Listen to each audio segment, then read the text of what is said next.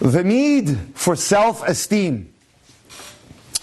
Oftentimes when I'm dealing with dating couples and marriage couples, people are married, the problem is one of the partners has a problem with confidence. And the other partner knows it and abuses it and takes advantage.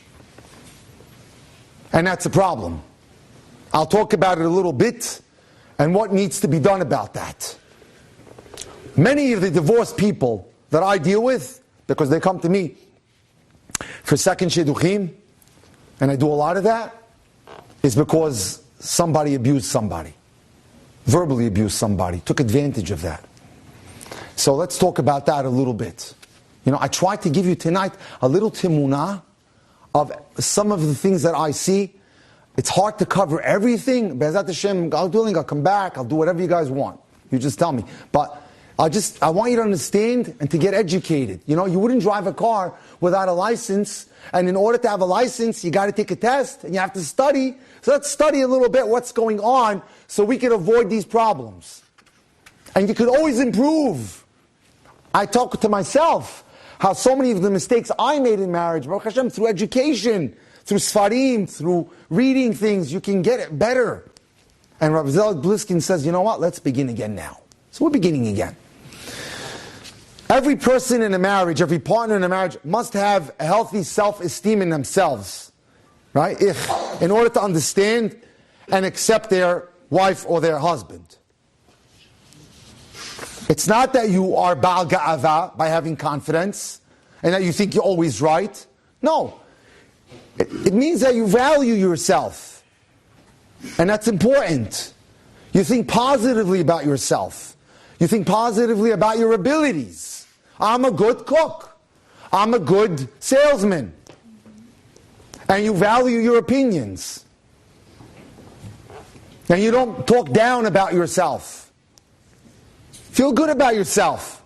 God loves you. Why did He create you? He loves us all. And you don't always point out your flaws and your weaknesses. We don't know nobody's perfect. So it's very important to self-validate yourself. Reb Nachman writes this big. Every time you do something good, pat yourself on the back. Baruch Hashem, I gave tzedakah today. Thank you, Hashem. Thank God I put my tefillin on. Thank God I saw an old woman on the street and I helped her cross. Whatever it is you did good, you need to value yourself in a world where we get dumped on all the time. It's very important. And you need to validate your wife. And you need to validate your husband. There's a very important rule. Marriage is one, which becomes two, and also remains as one. One becomes one unit, right? But then, you have to always remember, you still have your individuality. And that's important. Don't lose that. Don't lose what makes you important. Although each person in a relationship must give to each other and depend on each other, each must still be an individual, right? That means a man has to work and support his wife, financially and emotionally. And it means a woman has to develop her intelligence and personality. Each must develop their skills. You got to keep growing. Whatever it is, whether it's in Torah, whether it's in work, whether you polish your skills at work, a woman needs to continue. She can become an even better cook. She can go to shiurim and grow her midot. She can take a part-time job to help the family. Keep growing. Keep advancing. Example, Michael would come home from work to find Sarah in her pajamas. She wanted to talk to him. She had no life of her own because she didn't have any friends and did not ever go out of the house.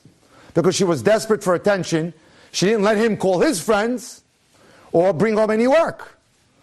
She was emotionally needy, constantly being on top of it. She didn't develop herself into a human being.